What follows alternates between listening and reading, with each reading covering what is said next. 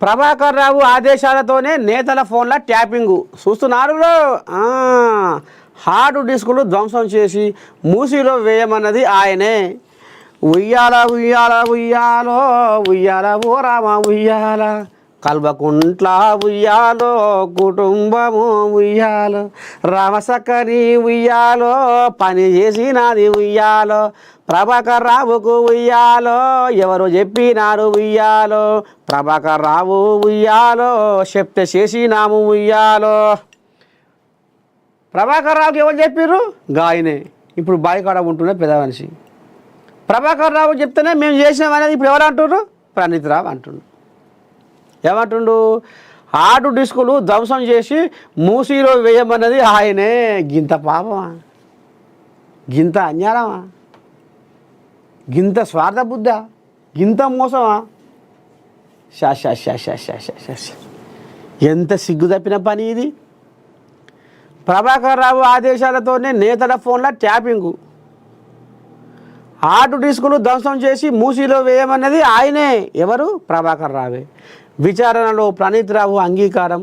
నేడు సిట్ ముందుకు మాజీ ఓఎస్డి. ఫోన్ అక్రమ ట్యాపింగ్ కేసులో కీలక నిందితుడు ప్రణీత్ రావు సస్పెండెడ్ డిఎస్పి. ఆయనను మరోసారి విచారించిన ప్రత్యేక దర్యాప్తు బృందం సిట్ ఆయన నుంచి కీలక ఆధారాలు రాబట్టినట్టు తెలుస్తుంది. సిట్ నోటీసులు ఇచ్చిన నేపథ్యంలో శుక్రవారం ఆయన జూబ్లీ హిల్స్ ఏసీపీ కార్యాలయానికి వచ్చారు. రాత్రి 9 గంటల వరకు ఆయన్ను దర్యాప్తు బృందం సుదీర్ఘంగా విచారించింది. విశ్వసనీయ సమాచారం ప్రకారం ఫోరెన్సిక్ సైన్స్ ల్యాబ్ నుంచి ఇటీవలే సేకరించిన ఆధారాలను ముందుంచి ప్రణీత్ రావును సిట్ అధికారులు ప్రశ్నించారు. ప్రధానంగా ఆయన గతంలో వినియోగించిన ఫోన్లో లభించిన కొన్ని ఆడియో కాల్స్పై ఆరా తీశారు. ప్రత్యేకించి కొందరు రాజకీయ నేతల ఆడియో కాల్స్ ఎందుకు సేకరించాల్సి వచ్చింది, అలా చేయమని ఎవరు ఆదేశించారనే వివరాలు రాబట్టారు. ఎస్ఐబి మాజీ ఓఎస్డి ప్రభాకర్ రావు ఆదేశాల మేరకే ఆయా నేతల ఫోన్లను ట్యాప్ చేసినట్లు ప్రణీత్ రావు అంగీకరించారని సమాచారం. 2023 డిసెంబర్లో ఎన్నికల ఫలితాలు వెలువడిన అనంతరం అందరి సెల్ ఫోన్లలోని డేటాను తొలగించానని ప్రభాకర్ రావు ఆదేశించారు. ట్యాపింగ్కు సంబంధించిన ఆధారాలున్న హార్డ్ డిస్కులను ధ్వంసం చేసి మూసీ నదిలో పడేయాలని కూడా ఆయనే సూచించారు. వాటిని అమలు చేశాం అని ప్రణీత్ రావు వాంగ్మూలంలో వెల్లడించినట్లు తెలుస్తుంది. విచారణ అనంతరం ఈ నెల 18న మరోసారి రావాలని సిట్ ఆయన్ను ఆదేశించింది.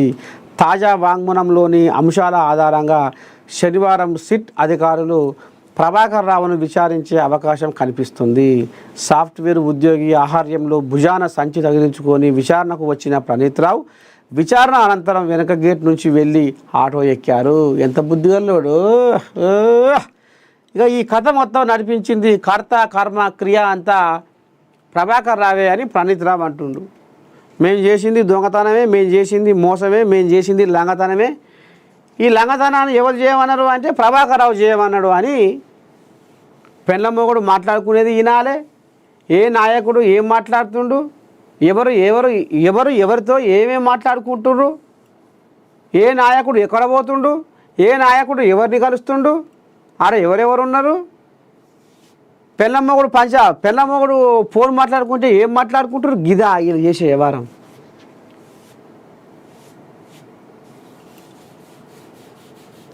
ఇక ఇదంతా చేయమని ప్రభాకర్ రావు. ప్రభాకర్ రావు గురువు ఎవరే? ఇక కేసీ రావేనా తెలియదా లోకానికి? ప్రభాకర్ రావు గురువు ఎవరు? కేసీ రావు. ప్రభాకర్ రావు ఏం చెప్పిండు? ఆ హార్డ్ డిస్కులు ఏదైతే డేటా ఉన్నదో, మన దొంగతనం అంతా బయటపడేది ఏదైతే కథ ఉందో దాన్ని మొత్తం మీరు గంగల కలపాలి, మూసీలో వేసి పడేయాలి.